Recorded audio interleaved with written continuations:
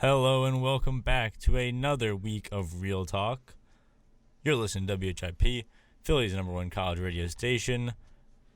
Jordan Hallerman, James Mason, Andrew Kent in the studio, talking movies just like every other week. How are you guys doing? I'm good. Glad to be back. Yeah, I'm pretty excited to hear your thoughts on a lot of the new movies that just recently came out. There's so much to talk about, so I'm excited. There is. Award season's finally picking up, so the good stuff, before January kicks in and then kicks our butt with all the bad stuff. Yeah, it's always nice to have that little different side of the train right after Christmas is over and you see everything that's really garbage after you get all this amazing content. Why do they do that? Why is January and February always the dumping ground for the bad movies? Like I know that's the time to put the bad movies, but I don't get why. I just think it's because everyone tries to aim for November and December with their good movies so they can get Oscar nominations, and then like everything else before that in January, February, they're clearly not quality movies, so they don't really care that much. They know they're not going to get nominated, and they figure, well, we may as well just take these slots up because we're not going to have to compete against anybody else. That's at least what I think. It might be. I don't know. I hate January and February for movies. Yeah. I mean, February not as much now, but January is a little rough, I'd say. Little. Even March, I don't like that much. Every now and then I think don't hate on March. What? Nothing wrong with March. The only time good movies come out in March is when Wes Anderson or Jordan Peele has a new movie. I disagree with that. That's for whatever reason they always pick that month to do it, and they have like the award caliber movies and they release them in March. What noteworthy movies come out that early in the year? I don't know. I just feel like February. It's just really January that's a problem. I think February on, especially now, with the fact that February has become the summer equivalent of the winter. Besides like December, obviously. Like February is the first big movie month of the year, especially next year. You got Birds of Prey, Kingsman. Those just two, for example. Yeah, I guess. I mean, sometimes it can be a good month, sometimes it can be a really bad month. But I agree. I think it has been getting a lot better over the last couple of years, while January has still been pretty much the garbage month of the year, except for when M. Night Shyamalan has a good movie. Glass was not. So every decade. Yeah. With all due respect. Oh, yeah. Glass was not a good movie, but besides the point, it was good enough. Yeah. Better than what else we would get. Speaking of directors and Philly. Oh, do tell us. Andrew and I both had we both had experiences with director Rian Johnson this past weekend. Andrew, would you like to tell your story first? Yeah, sure. Mine's a little faster, I'm sure, than yours. So I'm just sitting in my internship at Preston Steve, and I know that Rian Johnson is coming in. I see the calendar. I can't wait to see the guy. Just to preface, Rian Johnson, he's directed The Last Jedi, Looper, and then he's promoting Knives Out now, which was at the film festival. So continue. So I'm just sitting there at the computer doing my stuff, and then he walks in. I don't say anything because I'm not just going to go, oh, my God, Rian Johnson. I just sit there casually while somebody else that actually works there wants to go talk to him. And then he sits back down. I'm literally right here. Just turn around. I'm like, oh, my God, it's Rian Johnson. And I pull my phone out, take a Snapchat, and that's where I posted my story. And then he goes in there. I type up all the stuff, do the log, whatever. Then I'm like, okay, I really got to get these air checks fast as hell. And then I can walk into the studio and hopefully get a picture of him, shake his hand. So then I do that all fast. I'm like, okay, cool. I run right in. Somebody else is getting his autograph. It's Nick McElwain and somebody else. A few people are just talking to him still. And then so he comes with all these people. All these people that he comes in with, they all rush right out as fast as possible. Right as I walk in, I'm like, you got to be kidding me. Next thing you know, Ryan's like ready to walk out. And I'm like, holy crap. So I was like, put my hand out. Like, yeah, Mr. Johnson, nice to meet you. He's like, hey, what's going on? Whatever. And then like he's literally on the door, like walking out. He's like, he's like confused though. While I shook his hand, I'm like, oh, I'm Andrew. Nice to meet you. Whatever. He's like, oh, okay, cool. I'm just like, yeah, big Star Wars fan. He's like, oh, thanks, man. And he's like, walks out. I'm like, you know what? Whatever. I got to shake his hand, and I got to take a picture of him from behind. So you know what? Good enough for me. This is your second big director experience, though. Yeah, M. Night second. Shyamalan and now Rian Johnson. Yeah, M. Night Shyamalan. I probably could have talked to him a little bit longer, but I was like, I don't want to bother him that much. But I did. I got a picture with M. Night Shyamalan. So far for me, it's been a good year meeting directors, and I'm sure I'll meet more along the way. What about you, though, Jordan? I had a bit of quite the experience. As I mentioned in the past week or so, I had a press pass, thanks to WHIP and the Philly Film Society, for the Philadelphia Film Festival. And with that, I had access to the press line. and I got a ticket for Knives Out on Friday, which was this past week, and I knew Rian Johnson would be there. I walked in. I was navigated to the press line. I asked some people if I was allowed to be over there because obviously I'm not as professional as the other outlets that were covering it. Ended up on the line, waited for about 15 minutes. They said they were going to hold the press line until the screening. Time was passing. I was still the youngest person on the line by a good solid 20 years. And all the other people kept on looking at me funny because I was not dressed for the occasion. But regardless, about 15 minutes after the screening was supposed to start, Rian Johnson walked into the press line. First, everybody was taking photos of him. I know Getty Images was on my left. And there were some other outlets that were also taking pictures. And then as soon as that was done, he started making his way down the press line for interviews. So I was third from the right. I was third up. I don't know. He came up. I shook his hand. I was freaking out. I pulled out my phone, and I managed to record an interview without shaking. There you go. I asked him 2 questions. He loved my questions. What were their questions? Well, the interview should be up on WHIP's website or something soon, but my questions, the first one was if he had any advice that he would give to college students. In his case, he targeted it towards film advice, or advice for film students. And the second question was, what is the genre that he would like to do a movie in next? Because obviously he hasn't stuck to one genre in his career. I mean, I guess you could say Looper's sci-fi and Star Wars sci-fi, but even then, it's still, each of his films have been very different from each other, especially Knives Out and in comparison. Right. Yeah. So then I got a picture with him. I finished the interview. He said thank you, shook his hand. He said good luck in college, and then I went back to watch the movie. Wow. What do you think of the movie? I was going to say, you, James, I know you got the chance to saw it. Do you want to share your thoughts first? Or? I was going to say, the only Rian Johnson story I have was I was at attendance and he did a Q&A. So I got to see him. I didn't stay for the Q&A, so. I stayed for the Q&A because why not? Like We've all had Rian. We all got to see him. Some Yeah, it's more than cool. Others, but, I saw him too. Yeah. So as far as Knives Out, it is, I guess for people who don't know, it's a sort of modern-day Agatha Christie murder whodunit. It's this big dysfunctional family. The patriarch of the family dies after his birthday party. A couple of detectives come in, played by Daniel Craig and I forget the other guy's name. Lakeith Stanfield. Yeah. And, well, Lakeith Stanfield seems to think that it's just a case of suicide. They should brush it off. Daniel Craig seems to think foul play is amok and that one of the family members may not be as innocent as they claim to be. With that being said, I really enjoyed this movie. I wasn't blown away by it, but I enjoyed it. Like, it was fun to watch and certainly didn't feel like a 2-hour movie. Kind of breezed by. Yeah. I think the biggest thing for a whodunit is not being able to know who did it or be able to guess. Mm-hmm. And I won't say it completely pulled out the rug from me, but I couldn't pinpoint who exactly I thought it was until much later in the movie or even towards the end. And there were several other times where the movie did manage to pull like a 180 on me and surprise me in like very little ways and sometimes big ways. But I thought it was clever. I thought it was fun. I thought it was very funny. The cast is amazing. They got like 15 really big The name cast stars. is excellent. They give everybody a chance to shine. Everybody does great. Everybody bounces off each other really well. And the writing's incredibly sharp. Mm-hmm. I mean, similar to you, I might have been a bit more positive on it. This is one of my top 5 movies of the year, probably. Really?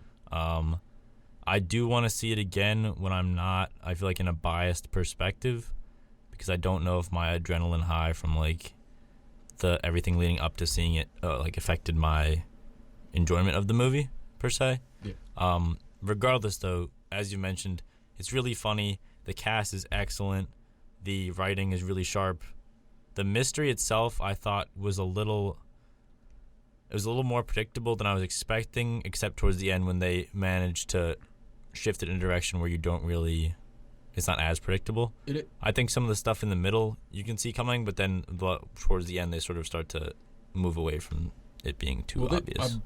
I'm not going to spoil it. I'm just going to tread lightly. I was going to say, considering it doesn't come out for another month, we can't really talk too much in detail. I just want to say, like, about halfway through, they seemingly reveal who did it. Mm-hmm. Or, like, and that surprised me, too. Like, an hour into the movie, I'm like, wait, I feel like I have all the pieces, and it seems to go in a different direction. I think that's where it pulls the rug out from under you and yes, shows that it's not agree. going in the way you want. And I thought that was really clever writing, because that, like, to do that, to seemingly show your hand before the movie's over, well before the movie's over. Yeah. And is a very risky move, and one that I don't know any recent examples of a movie that could pull that off and still surprise you, but it did. Yeah, I was going to say it.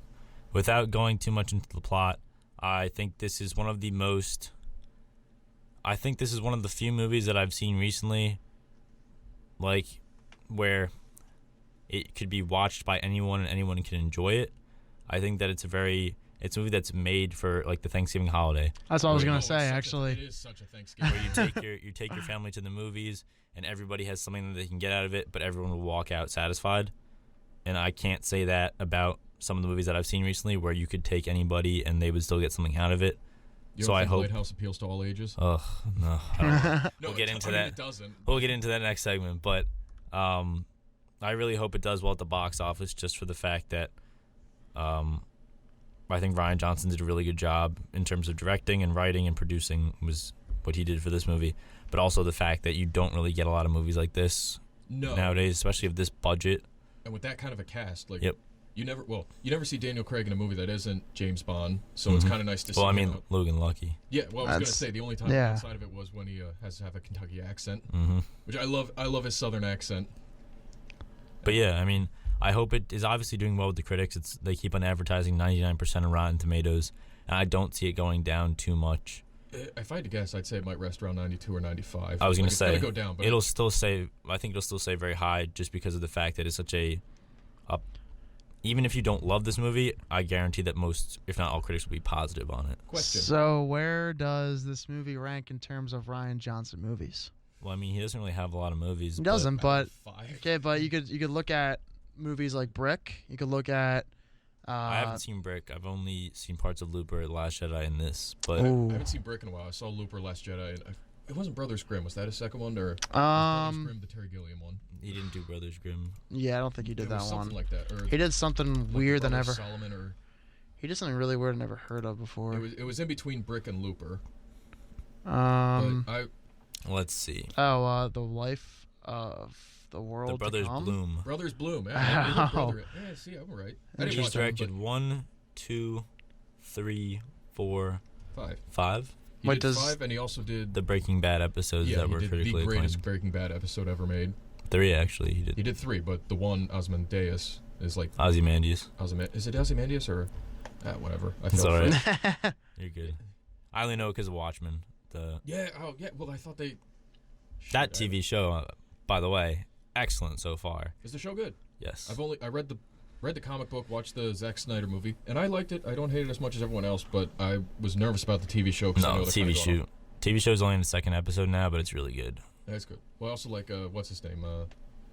Don Johnson. Don Johnson, also Knives Out. I will watch anything with Don Johnson. I love him. And I can thank Craig Zoller for reintroducing Don Johnson to me and showing that he's still a really great actor. And I can also thank him because now he's putting him in other movies, too, from Brawl in Cell Block 99 and Dragged Across Concrete. And I think now he's in a sort of renaissance period because I'm seeing him more and more. Well, I'll tell you what, guys. From the Rian Johnson movies I saw, I thought Brick was by far the worst. Really? I didn't like the movie at all. I thought it was really boring. But I liked The Last Jedi the best, and I thought Looper was a close second. I thought both of them were pretty good. So I hope Knives Out for myself is as good as it was for you two. I feel weird comparing the Star Wars movie he did to the other ones because it's so much different. But I'd say, because I can't compare Star Wars to Looper or Knives Out, but if I had to compare Looper and Knives Out to each other, I think I'd put Looper a hair above it because I think Looper had a bit more of an original concept. But it's the same thing where, like, Looper is, like, kind of this weird, or has a way of pulling the rug out from under you and changing the story every, like, 20 minutes or so. And so he's very inventive that way, where he can take a genre like sci-fi or detective or murder mystery and just kind of spinning it and making it his own. And so he did the same thing with Looper. He did it with Brick. I haven't seen Brick, but I know you don't like it. Yeah, I was not the biggest fan, I'm not going to lie, but it wasn't terrible. It was okay. Would have been better if Joseph Gordon-Levitt looked more like Bruce Willis in it. Yeah, exactly. Would it have been? I'm asking. Oh. Yeah, probably a little bit. Yeah, probably. I mean, I don't know. I think I'm very curious to see how general audiences respond to this movie, because I think if critics have been responding well, by the way, Knives Out. I'm talking Knives about. Out, yes, Knives. I didn't mean Looper. Looper did well with critics and audiences. Yes. And hopefully, I agree with you. I hope it does well because I'd like to see more like this. And oh yeah, I hope that people are able to put their biases about The Last Jedi aside and just go into this movie open-minded because, while I don't think many people will have that problem, I hope that it isn't too much of a lasting thing when it comes to I don't think it will be. What was I gonna say? I like it. I hope it connects with an audience. At least watching it, I was thinking there's no way an audience wouldn't like this. It's fun, it's funny, it's fast paced, it's got a bunch of good looking actors everybody loves. Yep. But I also thought the same thing about Logan Lucky, and I don't know why that tanked at the box office. I think this will probably do better than Logan Lucky just because the cast is more mainstream. You got Chris Evans coming off of Avengers. You pretty much have somebody for everybody, actually.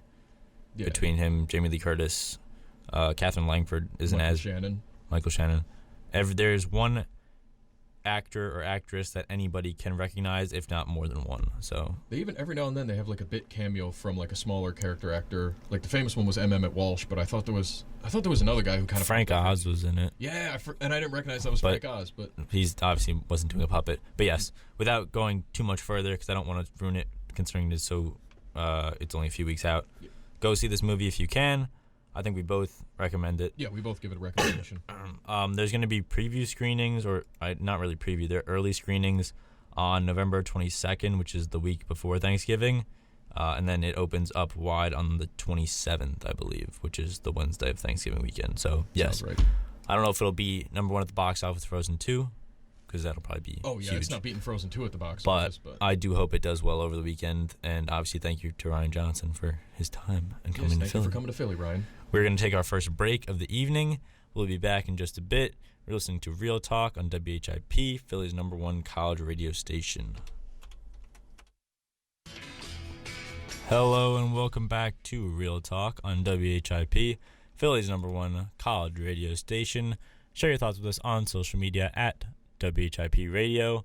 Jordan, James, and Andrew still in the studio on this Wednesday night, Halloween Eve. Speaking of Halloween, shall we talk about the scary movie we had to watch? I mean, yeah. Yeah. It wasn't that scary, but it doesn't look scary at all as far as I'm concerned from the trailers I've seen. Parts of it scary. I thought parts of it were scary. Really? It's actually kind of scary? To preface, the movie that we're talking about is The Lighthouse. This is the new Robert Eggers A24 film starring Robert Pattinson, Willem Dafoe. Came out or opened. It's been rolling out in theaters. This weekend was when it came to Philly. Myself and James got the chance to see it as well. I know you mentioned Andrew has not gotten the chance to see it yet. Nothing. James, what did you think of The Lighthouse? We were talking about this earlier. I liked it. I was really, really blown away by The Lighthouse. And what did you think of it? This ain't it, Chief. This movie has been receiving endless praise. Deserved praise. Undeserved praise. What do you know? Technically, I think it's really well done. I love the style of it. It's shot. I don't know the aspect ratio necessarily. Is it 4:3 or? I think it was. It seemed it was 1:19, thinner than 4:3. Yeah, I was gonna say. They said it was. It's virtually a square image. So when you're looking at it, you're basically looking at a postage stamp. It's a square image shot in black and white. Both of those choices I loved. I think the way it's shot is excellent. Sound design is excellent. Technically, this is a really well done film. The acting is also very well done. Yes, everything about this movie is very well done. But it was boring as sin. No, it wasn't. I could not help but fall asleep almost during this movie. The only thing keeping me awake was the fact that I felt like I was waiting for something to happen, and I didn't want to miss something. But my friends who I went with, one of them fell asleep. But regardless, when we all walked out, we both said, "What was that we just watched?" Yeah, I mean that was my impression too. This movie is very Sorry, I didn't mean to cut you off. No, it's weird. Well, I don't want to say weird because that's almost downgrading to it, but it's a bizarre movie, deliberately bizarre. It's strange on purpose, but it's also just strange for no reason. There are some things that happen. It's all very metaphorical, I guess would be the way, or allegorical. I don't know what the right term would be. It depends. It's all referencing mythology and various things. So I guess. And one of the references, like I mentioned to you, the very last shot of the movie is such a blatant reference to, in particular, Greek mythology, that it kind of serves as the explanation for the whole movie. But I don't know. I think there's a lot of things that rely on you paying attention, and with the movie being so boring, I think this movie does not deserve the same amount of praise as it is. I don't think the quality equates to the amount of praise that it's received. I think if this was a movie where the reviews were mixed, I'd understand it. But the fact that it's been so positive was just a big surprise for me. Yeah, it wasn't a surprise to me. I was, like I said, I was blown away by it. For people who aren't familiar with this movie, I just want to give as brief of a synopsis as I can. It's Robert Pattinson and Willem Dafoe as two lighthouse caretakers, I guess. Yes, pretty much. Yeah, Willem Dafoe is the head lighthouse caretaker. Robert Pattinson is his assistant or the wiki. Wiki, yeah. And so he has to do a bunch of the grunt work. And the two of them are stuck on this island, on this warehouse, alone with each other. And they slowly start to come to cabin fever, insanity. It's basically what it is. It's two guys going mad because they're stranded in a lighthouse together in like 18th century New England or England or... I'm not even quite sure. I think it might be Maine. I don't know. I'm not sure. It's deliberately left ambiguous as to where they are. It says mysterious New England island in the 1890s. Yeah, which I think adds to it. The fact that you don't really know where they are just kind of gives into the sense of isolation. Mm-hmm. Like we said, it's shot in black and white. The film ratio, it's almost square. It's not widescreen. And I really, really liked it. I don't know how you were bored by it. I was riveted watching it because it's one of those movies where you have no idea what's happening next or what's going to happen. It feels like a movie that was like plucked out of time almost. It does not feel like a modern movie, but look, I can see why some people love it. Obviously you do, but it's good. I think that's a bit of an overstatement. It's good. It's wild. It's fine. It's unique. It's unlike anything I've really seen. Unique, I'd agree with. It's but very unique. It's very well done. The acting's incredible. The story's unpredictable. I don't know about incredible. What, the acting? I think the acting is very well done. I think the acting was really good. Yeah, I'd say incredible. It's very well acted. There's like several scenes that are very like bizarre and physically challenging and just out there. And I mean, the two of them really go for it and they really sell it. And it's also quite funny at times, which is I think on purpose. I did not laugh at all. You didn't laugh? The humor just fell flat for me. Well, it wasn't really jokes. It's just like the movie just gets more and more bizarre that they like it starts to become funny by how bizarre the things are. I know. Like when they get drunk and they start arguing over Willem Dafoe's cooking. Oh, I know. Yeah. I thought I was laughing hysterically at that. Like that was the thing he got the most offended of that he would say. Like of all the insults he hurled at him, and then the last one was your cooking's bad. I only laughed. On this, like, minute-long monologue yelling at him. I laughed at one point in this movie, and it was a point where I shouldn't have been laughing. Wait, was it towards the end? No, it was not towards the end. Can you allude to it without spoiling it? Well, I guess the only way I can say without is that Robert Pattinson is continuously bothered by this seagull. Oh, the seagull. And then something happens, and I laughed at that when I probably shouldn't have been laughing at that. Like, it was a turning point, like basically. Yes. It's like the turning point. An early turning point. That's when you realize like stuff's about to get bad. That's another thing that bothered me. The pacing of this movie is. It's so slow. I don't know. I didn't think it was that slow. Like I honestly. This movie's not for me. It just didn't seem. It seemed well paced to me. This movie reminds me a lot of Phantom Thread from 2 years ago in the sense that they're both movies that I think are technically well done, but when I walked out of it, myself and the people I saw it with were just confused over what we just watched. I think. Well, Phantom Thread's definitely much more straightforward. Phantom Thread was more straightforward, but I just didn't like either movie. I think I appreciate this movie more just because stylistically, at least it tried to do something, but both of these movies, I feel like they had a lot of hype behind it. I went in expecting to be impressed, and I walked out just sort of thinking it was fine.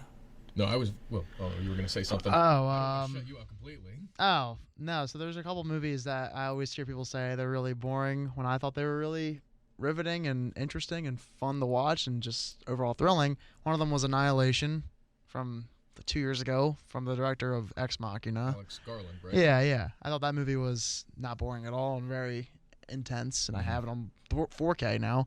People said the same thing about not to cut you off. About Ex Machina. Yeah, exactly. I thought Ex Machina was also similar. It was actually like very riveting. And then recently Joker. I thought Joker was a movie that people thought was really boring. 2 Alex Garland movies. What's that? You named 2 movies by the same director, right? Weren't Annihilation and Ex Machina by the same? Well, he said Annihilation. Oh, sorry. You're good. So yeah, those few movies that, like Joker too, I thought all of them were very fast paced and riveting, and that was when it was going to happen next. People thought were really boring. One movie though over the summer I saw that I thought was actually kind of boring, but everyone else thought it was fun and fast paced and had a great script was Once Upon a Time in Hollywood. Yeah. I thought that movie was very slow paced. You see, with Once Upon a Time in Hollywood, I at least felt like the end of the last half an hour or 40 minutes was so good that I sort of accepted everything that came before it. But with this, there was no moment of like, well, that was all for a reason, except for the last shot, which sort of serves as an explanation for. I don't know if the last shot was just. I mean, I don't want to say it resolved anything. It ended it, and it does. I don't want to spoil it, but no, it's hard to say that everything in the movie has a purpose because there's a lot of just not nonsense. Dream sequences, but just But I mean, they're wild and it's crazy, and you can't tell if they're going insane or what's real, what isn't real, or is Pattinson the one losing his mind? Is Defoe the one losing their mind? Are they both losing their mind and they don't realize it? And well, it's also hard to talk about because they're like I want to speak at specific scenes, but it's if you know nothing about the movie, it's a much wilder ride, especially watching it. I was gonna say I didn't know anything about it. It's marketed as a horror movie, but it really isn't. No, it's not really a horror movie. There's some. If anything, it's a drama. Like it's kind of gothic horror, like the original Nosferatu or Vampire, the Carl Dresser movies. Like it's done in that style. So it's not really a horror movie, but there's a lot of elements of horror in it. So it's less horror centered than Eggers' previous movie, The Witch, which I really liked. But I again know people had mixed feelings about that one. I think this Lighthouse is much better than The Witch. Certainly, if you didn't like The Lighthouse, you're probably not going to like The Witch. Oh, I know The Witch is much more of a horror movie, so I probably won't end up watching it. But Boo. It's fine. You gotta watch it tonight, buddy. Come on. I don't have time for that. Oh. No, The Lighthouse is really, really good. And it reminded me of Eraserhead. I think cause that was the only, the biggest thing for me to compare it to. I don't know that movie. You never saw have you seen Eraserhead? I'm not. I'm standing here by myself again. No, it's also not just because they're both in black and white, but the very surreal nature and just the feeling of going insane and not being able to tell the hallucinations from real life. And again, there's sort of the allegorical element to it. But it also, both The Lighthouse and The Witch, if there's a common thread between Robert Eggers movies, is they feel like. Did you ever read those books like Scary Stories to Tell in the Dark? Nah, I saw the movie. I didn't see the movie, but I know about it. I'm not asking about the movie. I'm you read those books. Not really, but. You never read those as a kid? I think you're. Have them to scare the crap out of you? You know what? I didn't like books that much as a kid. Oh, but they're fun. But they were terrifying. Those two movies remind me of those stories, these very weird, they feel like old, horror stories or old folk tales that have been passed down. The Lighthouse feels like some short story you read in a book that they started about the 18th century, and you listen to it and it's like, well, is this true or not? And they're like, well, it could be, it could not be, but. Right. Okay. I give the movie a recommendation. If I haven't made that clear enough, I highly recommend people see this. I'm excited to see it, and I'll talk to you about it. But you know what? I can understand, not even seeing the movie, but seeing trailers and everything else, I can sort of see where you would be coming from, because my initial thought before seeing this movie was, the critics are going to absolutely dig it. They're going to give it all these great ratings. But then if I go see, I can imagine myself saying, it's one of the most boring movies I've ever seen in my life. And there's a lot of movies that bore me to death that I just cannot watch at all. And I feel like this could be one of them, but I'm hoping I have the same feelings as you. I don't know yet, though. I don't know. I get the slower pace thing, but it's just what you're watching on screen is so wild and so out of left field and unpredictable. I don't see how you could be bored by it. I could see watching it and thinking this is slow, but how do you watch the weird stuff and think this is boring? That's exactly how I feel about Annihilation. Some people thought that was boring, but I thought it was great. To wrap things up, because we have to go to our next commercial break. Closing thoughts. After seeing 4 really well done movies at the film festival and then seeing this, I thought this was the worst thing that I had seen in quite some time. In terms of theater experiences, compared to those 4 movies, I think Parasite is much better. I hope that people will see that too. I'm very curious though with this movie. I want people to see it just to be able to talk about it and hear what other people think. I don't necessarily recommend it, but I also think that I want to hear what other people think about it. Yeah. Andrew, if you see it, I'm very curious as to what you think. Hopefully this weekend. Well, Hopefully. I agree with that. Regardless if you like it or not, it's certainly a movie that you can talk about for an hour after seeing it. Mm-hmm. But yeah, those were our thoughts, more or less. We are going to take our second and I guess final break. Yeah. All right. When we'll be back, we'll be talking about some of the new movies that are coming out this weekend. You're listening to WHIP, Philly's #1 college radio station. We'll be back in just a bit. Hello, and welcome back to Real Talk on WHIP, Philly's #1 college radio station. Jordan, Andrew, and James here for the last segment of this Wednesday night. You're listening to WHIP, Philly's #1 college radio station. Share your thoughts with us on social media at WHIP Radio. I mean, yeah. I guess next question is what's coming out soon that we want to see? Like between we've been talking about it for weeks, but this weekend is finally it. Terminator, Dark Fate drops. Technically tomorrow night comes out, but mainly Friday is the day. Yeah, movie looks trash. I will be trying to see it this weekend. Hopefully, maybe Friday. See, I never saw any of the Terminator movies, but you know what? It just looks like the same old thing over and over again. How many different times can you make this movie? Apparently 6, plus a TV show. No, I haven't remade it 6 times. I'd say they've remade it 3. It's or maybe 2. It's like X-Men. They keep remaking the same old thing. That's offensive to Terminator, because this is the thing. The first 2 Terminator movies are really good. Yes. And even really good ones. And the third one is fine. It's only the newer 2, in particular Genesis. Like some people love Salvation. Some people hate it. I don't know why people like Salvation. But just putting that aside, that's still at least a different movie. Genesis is the only one I would say that's really bad. Yeah, Genesis. Well, I would say Salvation's also really bad. But I know, but if they didn't put out Genesis and they just put out Dark Fate this year, I don't think there would be the necessary negative backlash that there is. There'd be some. I don't think there wouldn't be as much. I agree, but there would still be some. Oh, I know. I think just Genesis was such a mess in every facet. The marketing campaign, and then the movie itself, and everything leading up to it. It was just that was such a negative note that it's affected how people are viewing this movie in terms of the lead up. But there's still that mindset from Terminator 3 where everybody just wished the series had stopped after the second one. Like once Cameron stopped directing. Yeah, that's fair. And I agree with that. I do like 3. I agree with you. I don't think 3 is as bad as a movie as people make it out to be. I do think though that that's been affected by the fact that we've gotten I was going to say 3 benefits because it has 4 and 5 and soon to be 6 behind it. Mm-hmm. But I think the new one that's coming out, I think the biggest thing it's got going for it is people are saying it's not as bad as 4 and 5, and Linda Hamilton's back. Yeah. But I mean, aside from that, I'm not excited about it. Like they're bragging, like, "Oh, James Cameron's back on executive producer," and I'm like, that doesn't mean anything. Like, he executive produces a bunch of movies. Spielberg executive produces a bunch of movies. They're all like, they can be executive producers and still make a bad movie. Their name being attached, unless it's as director, means nothing. I was gonna say, Tim Miller, as we mentioned last week, doesn't really have a lot in his filmography. So minus it's Deadpool and Deadpool 2, right? He didn't direct Deadpool 2. That was David Leitch. He just did Deadpool. What did he do before Deadpool? I think it was just short films. Me and Andrew were saying. Deadpool was his debut. Yeah. That's impressive. And then he's that they would give him that much of a budget for a first movie. Yeah, his directing credits are Terminator and Deadpool. That's it. And then he did a short.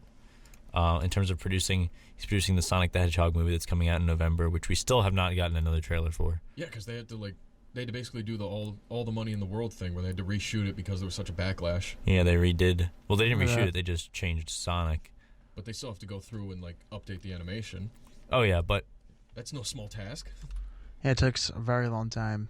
I'd probably kill myself if I was one of those people who had to animate that again. That's a little extreme, but well, imagine being the guy who did it the first time. Like, they spent years doing the animation, and then 2 days after the trailer drops, they're like, "Yeah, you guys did such a bad job. We have to redo this entire movie." That's the thing, though. Why the heck would you animate it to look like garbage like that? So bad. What are you thinking? But over the animation, do you guys think that movie's going to be any good? Yeah, I actually like James Marsden a lot. I didn't realize he was 46 years old, but he's one of my favorite actors. Yeah, and he's Jim a goofy Carrey's in guy. it too. He is. Yeah, this could be a good movie. Maybe, but my big concern is it's a movie based off a video game, and I think that's a bad reason to be. I mean, I think if we name one good movie based off a video game, Tron Legacy. Tron wasn't a video game. Yes, it was. The original wasn't. It's a sequel. There's a to the Tron original. video game though. Well, that was after the movie. Fine. Wreck-It Ralph. Ready Player One. Those also Ready Player One was a book. Wreck-It Ralph. It was a book, but I still call it. Yeah. Well, what are you gonna say next? Assassin's Creed. Well, That was an actual, I mean, if you need an actual video game, okay. The Angry Birds movies aren't bad, but also Prince of Persia: Sands of Time, I think, is a pretty good movie. I have one I actually really enjoyed. It was in my honorable mentions for my favorite movies last year, and you guys will probably be like, "You're an idiot." But one of my favorite movies of last year that was a video game movie was actually Tomb Raider. I thought it was really fun. Really? Very fun. I've heard pretty good things about that. It's not nobody hates it. I know my little brother and my dad saw it, and they both enjoyed it a little bit. It's a very entertaining movie. And high octane action. And What else they're can I making ask another for? one, I think. They are. I'm excited. I can't wait. The first one. It feels like. Bloodshot's not based on a video game, but it does have that vibe. Yeah. Yeah. The But video that's game based movies. on a graphic novel. I feel like video game movies get a bad rap. Some of them, yes, are terrible, but there's other ones that are fine. People just hate them because they're based on video games. Oh yeah, I Some of them definitely are, though, agree. really bad. Oh, some of them are terrible. Yeah. I think that's like it's often associated as like a curse, but it's just been that people haven't adapted it well enough yet. No, I could see them doing a good job. They just haven't, and I'm curious. Like, I mean, the Witcher TV show is coming on Netflix. The trailer for that new trailer dropping tomorrow, but it is coming on Netflix December 17th, I believe. maybe that. I think that might be the first solid piece of video game entertainment that we've gotten. Have they adapted video games into TV shows before, or is this like the first big one?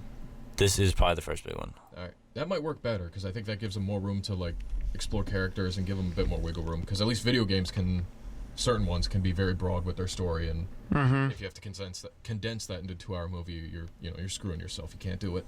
No, 100%. Yeah. So, is there anything else you guys are at all? What were you gonna say? I was gonna say the only movie I can think of that hasn't come out yet that I'm excited for was 1917. What we were just talking about before. Right. Yeah. It's definitely up there. I think it's my second most anticipated for the rest of the year. In November and December are always two movies. They're two movie months. I always really look big time forward to. So the weekend after this coming week is Doctor Sleep, but also Last Christmas, the first rom-com in a while. Oh yeah, with who's the guy? Was that Paul Feig? Henry Golding, directed by Paul Feig, and also starring Emilia Clarke. We don't have much time left, but I'm very intrigued in that movie just because of the fact that we don't get too many rom-coms nowadays. No, it'll be a Christmas movie in November. So funny thing you mentioned that. I did not even realize that movie was a movie. So. Yeah, I thought it was coming out in December, but that would be the appropriate time to release it's a using Christmas movie. Yes. It's using George Michael music. Yeah, I love George Michael. And Wham. So I might see it for that reason alone. One of the main reasons I liked Atomic Blonde because they used George Michael on the soundtrack. Perfect. Yeah. I mean, need to make a the decent Atomic movie. Blonde soundtrack in general is really good. It was, and it also had George Michael. It's like all you need to make at least a watchable movie. Like it can't be bad. It'll be watchable at the very least, but you can go up from there. We'll put that to the test. But I'll do my research. I'll come back next week to argue that one. top 5 movies with George Michael in them. Number 5. Arrested Development. Oh my. Oh. Different George Michael. Movie. Close enough. Now I'm just gonna look up everything he's done. On that note. Yes. That has been our show for this week. You've been listening to Real Talk. Jordan, Andrew, James, thank you very much for listening. Have a great Halloween weekend. To those of you who are dealing with Mischief Night, I'm sorry. Hopefully your houses don't get destroyed. But yeah, have a good one, and we will see you same time next week.